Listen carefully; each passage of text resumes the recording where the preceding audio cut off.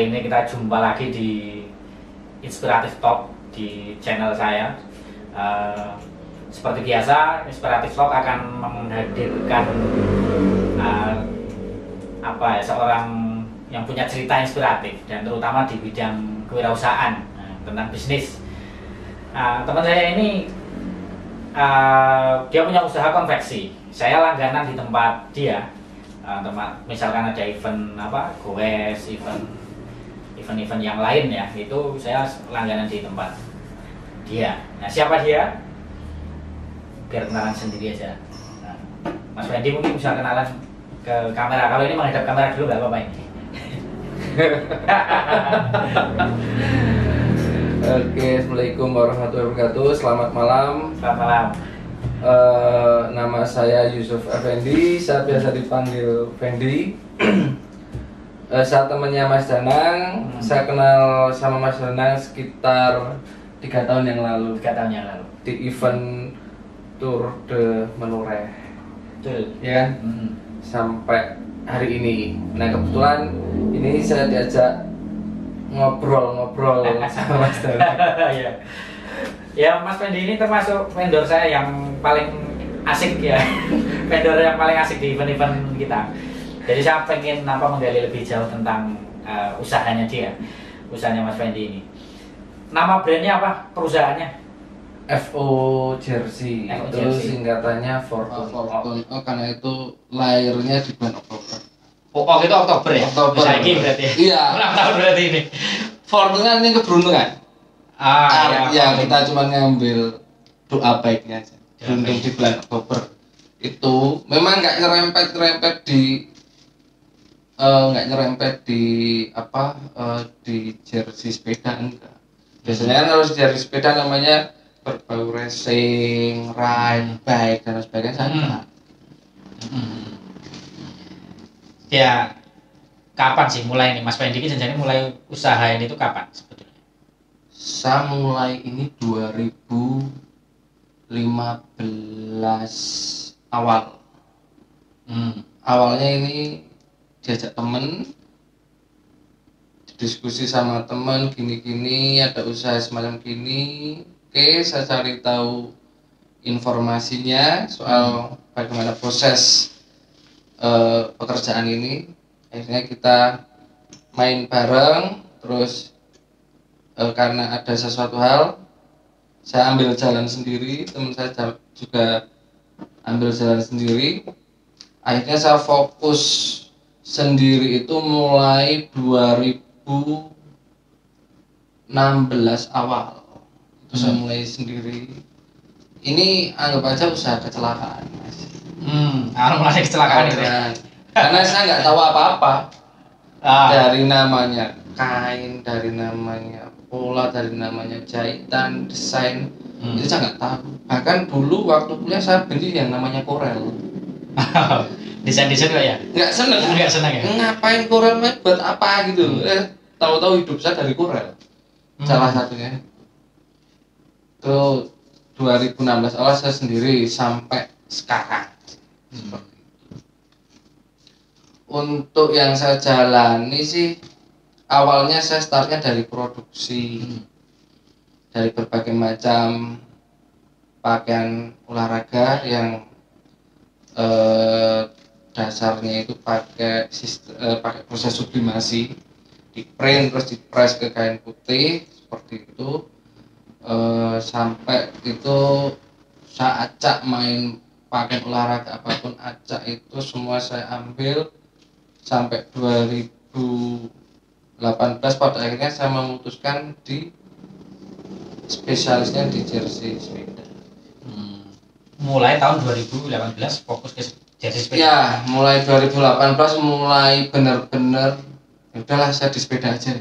Jadi nggak campur niche gitu. marketnya dispesifikasikan sepeda gitu Ya, karena jersey dulu seingat saya kan waktu pertama kali pesen jersey itu Mas Fendi kan produksinya nggak cuma sepeda ya kayaknya. Dulu ada apa itu, motor apa itu dulu, trail ya, trabas, racing. Itu saya masih bisa buat, cuman saya ngerasa saya pasarnya nggak di situ. Saya lebih tertarik bahwa passion saya lebih ke arah Sepeda. Terutama di road bike ya, Hmm. terutama di road bike seperti itu. Berarti yang diproduksi sekarang apa? Jersey-nya cuma sepeda aja.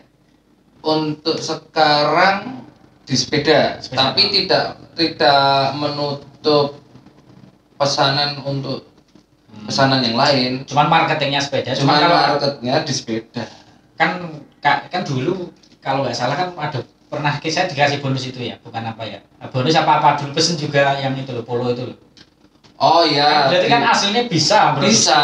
Hmm. Karena kan selain diproduksi di jersey, saya juga main di IO acara Motor King. Jadi bisa kayak gitu. Ini yang produksi macam-macam bisa, tapi Bisa. sekarang mulai difokusi di sepeda. Ya. RBMTB ya, semua ya.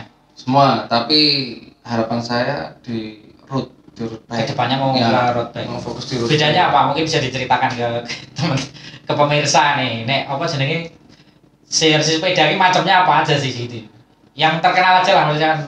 Sepeda sebenarnya basicnya sepeda itu sama. Mereka punya roda muter, tujuannya sama, ngayuh dari start sampai finish pulang sama tujuannya. Cuma memang bentuknya yang macam-macam, mulai dari MTB, terus road bike, terus sekarang yang baru rame Sally atau folding sepeda lipat. Untuk umum sih rata-rata orang itu pasti carinya MTB. Karena mereka bisa dipakai di medan apapun, di aspal bisa, di jalanan berbatu bisa kayak Medan-medanan non road itu bisa ya. Nah seperti itu. Road pun sekarang juga ada yang gravel itu bisa untuk di jalan kasar bisa, tapi masih jarang di sini. Masih jarang. Nah perbedaannya jersey tersebut sebenarnya perbedaannya cuma jersey pendek, jersey panjang. Kalau untuk MTB saya cuma lengan pendek, lengan panjang.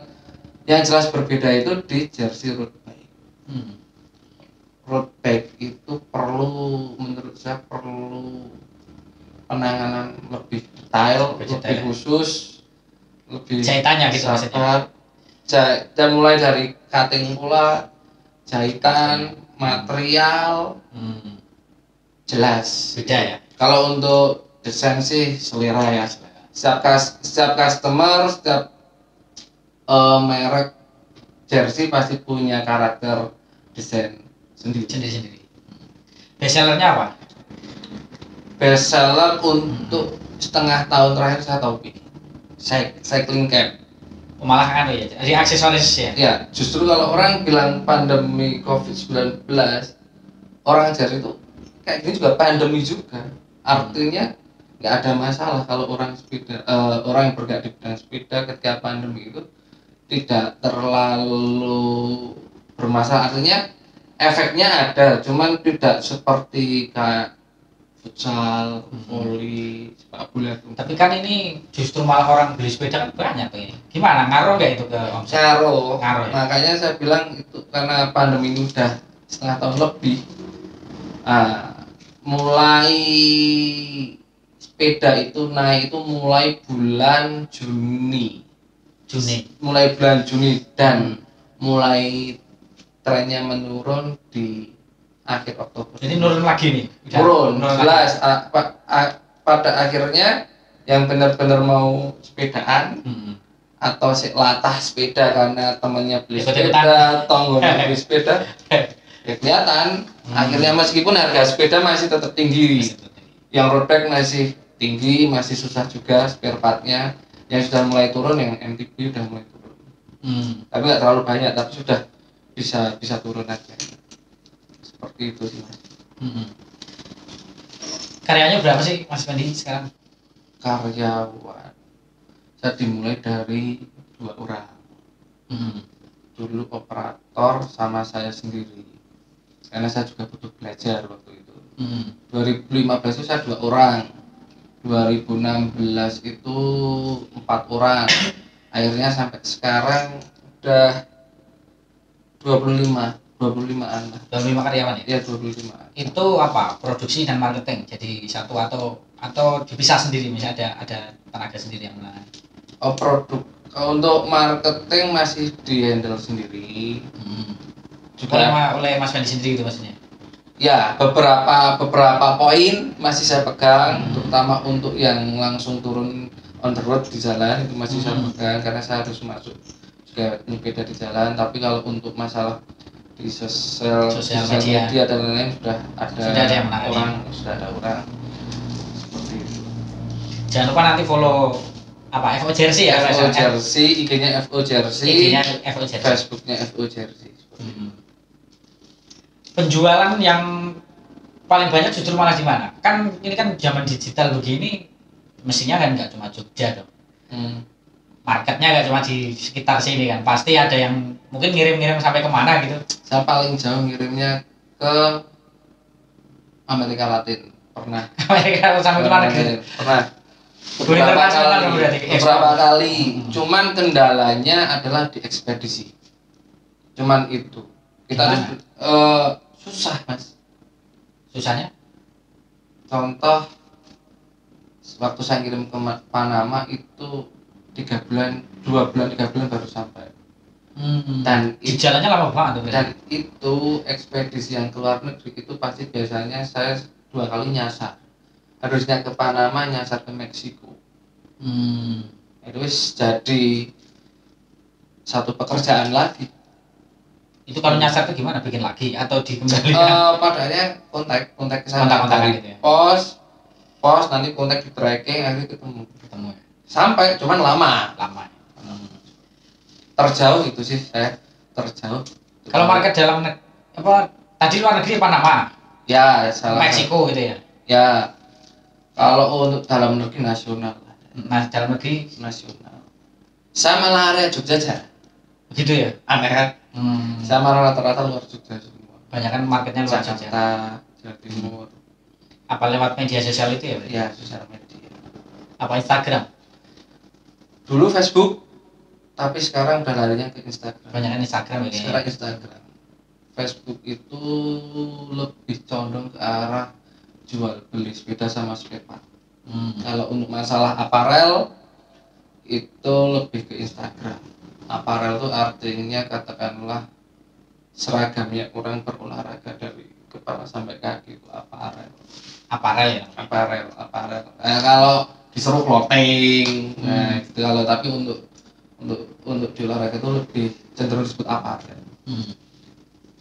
Kalau bahan-bahan itu gimana bahannya? Kalau ngambilnya dari mana? Atau bahan basicnya itu kain polyester. Kalau kaos biasa semacam ini combat kaos katun ukuran 30 terus 20 24S. Kalau untuk jersey itu basicnya polyester. Ada yang full polyester, ada yang polyester plus campur spandex. Rata-rata itu yang dipakai. Kalau untuk di road bag pastinya harus ada campuran spandexnya biar dia melat, ada strapnya 4-way, bisa ke kanan ke kiri atas bawah. Bahan beberapa lokal, beberapa impor. Beberapa impor pasti ada impor. Pasti ada impor. Ya? Terutama road bag pasti impor. Pasti impor. Kalau untuk jersey MTB, jersey Sally itu lokal aman. Terus gini, Mas Fendi kan kenapa memilih bisnis ini dulu? Ya yang tadi saya sebut Mas, bisnis ini bukan murni dari ide saya. Kecelakaan mau? Saya kecelakaan, karena saya nggak tahu apa-apa. Sama diajak teman, saya seriusin, ya udah sampai sekarang gitu aja. Dulunya kan saya usahanya warnet. Malah warnet. Sama, warnet pun juga sama. Saya juga nggak tahu warnet. Cuman jalan. Sama-sama juga? Enggak, sendiri. Sendiri. Cuman jalan-jalan tahun 2011 awal. Akhirnya warnet itu berdiri 2011 Maret di Jakal sini KM12. Cuman lewat jalan. Dulu saya sering nongkrong di warnet situ. Sekarang tutup. Warnetnya apa dulu? Punya saya. Sentra dulu. Oh, Sentra. Sentra itu punya saya. Beneran Sentra? Serius Sentra. Sentra itu kan iya, di sini. Iya. Jalan Kaliurang ini. Nah, di sepanjang ini dulu komputernya. Termasuk nomor 1 lah. Kayaknya iya ya, saya itu langganan di Sentra karena stok filmnya oke. Yes, ya di multimedianya memang Multi- banyak, oh. larinya ke multimedia memang. Itu saya dulu main Ternyata warnet. Spedi itu. Nggak tahu. Karena dirangkap tuh dia. Itu di warnet itu mulai 2011 saya nggak tahu apa-apa, cuman oper kontrak, cuman bilik warnet kosong, udah teknisi nggak punya, komputer juga nggak tahu, cuman udah deal oper kontrak. Waktu itu murah banget dapatnya, 18 juta dapat 1,5 tahun, murah banget itu punyanya Koheri. Dia dulu juga juragan warnet, punya 9 warnet. Terus akhirnya dia banding setir usaha lain, terus warnetnya dijual semua, salah satunya saya yang beli. Terus Mas. Ya saya terus akhirnya saya dapat orang, saya juga mulai dari tukang parkir, UB, ngepel, nyapu, operator warnet, ngasihin sendiri satu kali. Kangen bayi pokoknya. Ya semua 1 kali 24 jam. Nah, CEO ya, Chef Everything Officer ya. Kabeh itu 20 jam kerja gitu. Itu sampai 2000, warnet Sentra itu sampai 2017. Akhirnya saya tutup karena sudah nggak mampu menjalankan zaman lah ya, digital. Ya, habis sama Android kok. Habis sama Android. Tapi saya warnet punya 2. Nah, sekolah bisnis saya paling mahal yang warnet kedua. Itu saya gimana ceritanya? Saya anggap, katakanlah kalau orang jual beli itu rugi, tapi saya Besar. anggap besar, lumayan lah. Cuman saya anggap itu sekolah S2. Iya, daripada saya sekolah di UGM, UI Mumet mikir daftar dan lain sebagainya kan. Ya udah saya sekolah ini aja. Learning by doing. Nah, Gimana ceritanya? ceritanya waktu itu warnet. Jadi gini ada cerita lucu. Warnet itu ketika 1 tahun itu sepi, Mas. Saya sering nongkrong di depan warnet, kok warnet saya sepi, kenapa? Saya jalan-jalan warnet lain rame, padahal nggak bagus-bagus amat. Ini kualitasnya oke kok, di sana kualitasnya tidak terlalu oke kok, malah rame sana, kenapa? 1 tahun berjalan, akhirnya saya ditempel sama orang buka warnet juga, tempel satu tembok. Nah, di sini terjadi perbandingan, yang mana Sentra, yang mana warnet sebelah. Akhirnya orang bisa bandingin antara yang utara, yang selatan sampai utara, ternyata bagus yang selatan. Akhirnya jadilah pasarnya waktu itu. Malah rame gitu. Akhirnya malah meledak. Si Sentra ya. Sentranya meledak sampai saya ngerasa masa jaya warnet itu sekitar 4 tahun lah. 4 tahun ya. 4 tahunan, 4 tahun lewat. Akhirnya tahun 2014 saya bangun warnet satu lagi di Barat UPN, Selatan SD Muhammadiyah, Peningkator depan rental PS, lapangan Gorongan. Di situ saya buat lumayan bagus, kualitasnya oke, spek oke. Cuman saya salah tempat. Yang menurut saya isinya mahasiswa, ternyata mereka tidak antusias dengan adanya warnet baru. Ternyata jalan Perumnas itu isinya orang main game. Lain pasarnya, orang main PS, game net itu pasti laku. Niche marketnya beda itu ya. Beda, harusnya saya nggak di situ, tapi saya sudah terlanjur. Saya kontrak 5 tahun, akhirnya saya kuat menjalani hanya di tahun ketiga. Dah tahun ketiga berarti 2017 tutup. Terus Sentra nyusul tahun 2018 awal. Sentra yang di sini rugi apa? Itu tutup kenapa Sentra yang di sini? Sentra untung. Sentra itu menghidupi saya dan menghidupi warnet yang baru. Kedua. Jadi bapak ngelahirkan anak, ngopeni anaknya, udah sampai anaknya mati. Akhirnya Sentra mati juga karena perkembangan Android itu ya. Ya, karena sebenarnya warnet masih bisa ketika itu dibuat konsep semacam kafe, ada hotspotnya, no smoking, ada kantinnya aja jual makanan yang lebih lengkap menunya itu bisa, cuman kendalanya bangunan tersebut udah mentok, nggak bisa diapa-apain. Udah selesai saya tutup karena saya rugi 1,5 tahun. Tapi waktu itu FO udah berdiri, karena FO berdiri 2015 dan saya lebih fokus ke sini. Sana udah autopilot, sudah sistem udah jalan, sudah tinggal terima laporan. Saya fokus di sini, akhirnya FO malah yang biayai Sentra. Ini yang biayai Sentra. Akhirnya tadi pikir-pikir gak kuat, udah Lebaran tahun 2017 langsung saya tutup. Udah. Asetnya dijual. Ya, saya jual. Ya, saya jual semua. Nah, saya belajar banyak banget itu untuk di warnet itu di masalah pengelolaan karyawan di SDM. Menurut saya itu hal yang paling banyak teman-teman pengusaha rasakan itu adalah menangani karyawan.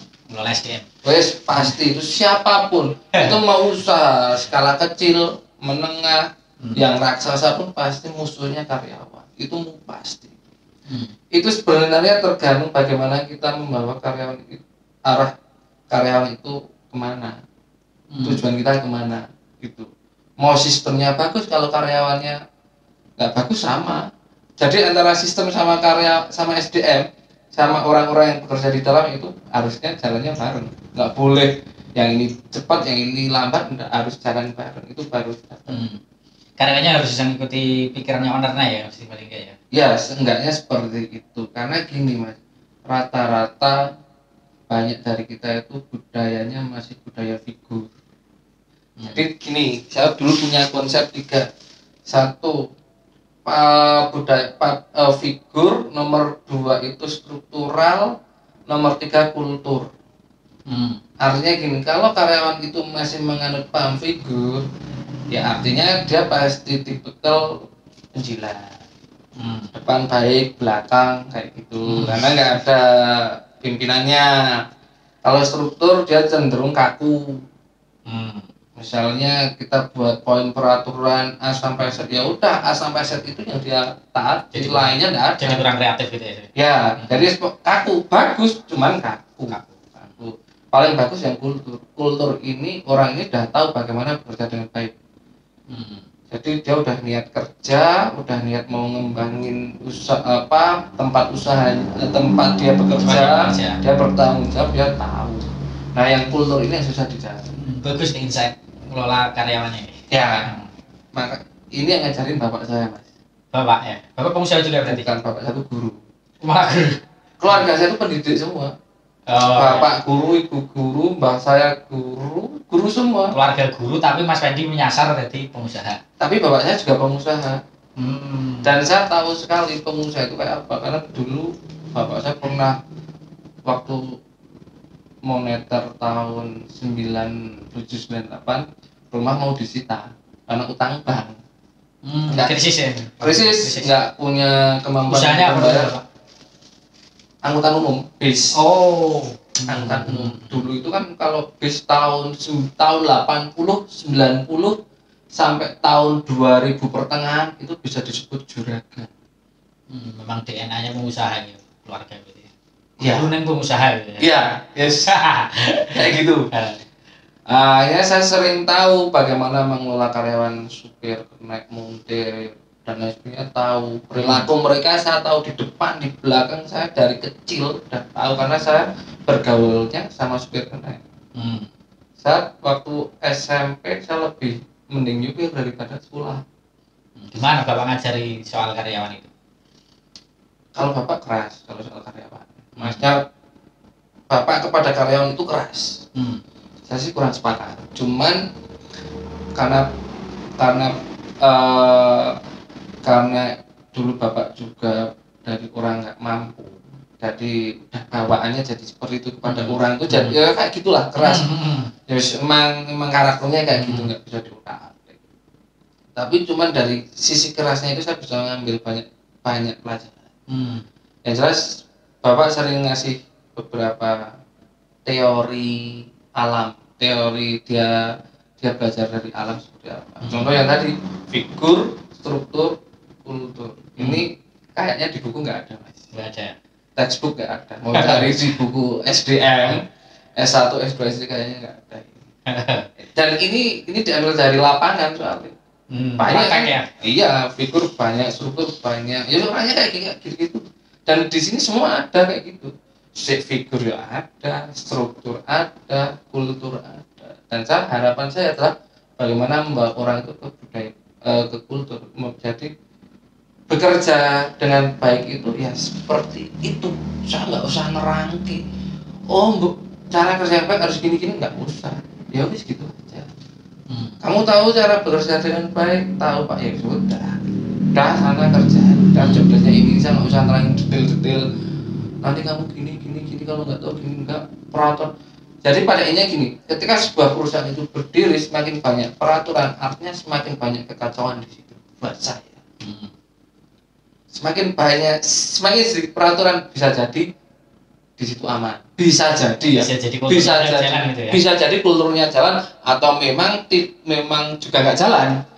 tergantung ya. Juga. Tapi seperti itu. Jadi yang jelas pada prinsipnya saya semakin banyak peraturan itu pasti akan semakin banyak persoalan. Karena peraturan itu terlahir kan ada perbuatan tertentu yang mengharuskan harus ada punishment. Kan seperti itu. Jadi ya seperti itulah. Menurut saya enaknya orang bekerja itu ya udah niat bekerja datang lebih awal, sudah tahu job desk-nya kerjanya harus apa gitu. Jadi kadang-kali saya selalu menanamkan bahwa uang dalam bekerja nggak segalanya. Tapi yang penting adalah kenyamanan. Kenyamanan dalam bekerja paling penting adalah nyaman. Kalau karyawan nyaman ya. Iya. Yang pasti. Saya take over-nya rendah mas di sini. Keluar masuk karyawan rendah. Turnover rendah sekali. Orang keluar dari sini itu baru 4 selama mau jalan 5 tahun baru 4 orang. Jadi betah ya? Rata-rata. Berarti Mas Fendi ini betah, karyawannya betah gitu ya? Mata saya keras juga. Saya keras. Saya kalau marah bajing. Miso, tapi selesai. Fair lah ya gitu ya. Udah selesai. Enggak ada bawa urusan pribadi itu ya. Kemana-mana. Misalkan cara kamu mau musuh saya yang jopo. Bar, rampung, udah gitu. Seperti itu. Jadi saya sama karyawan pun yang jelas mereka saya ajari bagaimana bekerja, kemudian kadang-kali saya juga cerita soal hidup. Jadi mereka tak susupi, oh hidup tuh kayak gini. Diajak ngobrol, di edukasinya ajak ngobrol ke depan. Kamu besok kalau udah nikah belum, udah punya anak belum, kalau nikah tuh kayak gini, cara ngatur hidup kayak gini. Pengalaman saya bagi. Jadi mereka tuh nggak hanya dapat bekerja, tapi dapat poin-poin yang nggak mereka dapetin dari rumah, dari lingkungan sekitar. Banyak yang sering, rata-rata orang malam yang sering saya ajak ngobrol. Karena dia stand di sini ya. Iya, seperti itu mas. Jadi ada yang di sini nginep ya, ada yang bermalam di sini gitu. Ada yang tapi sebagian pulang. Sebagian pulang, rata-rata orang sini semua. Yang nginep sini berarti bukan orang sini. Bukan orang sini. Bukan orang sini. Oke, mantap ya. Banyak insight tentang mengelola SDM.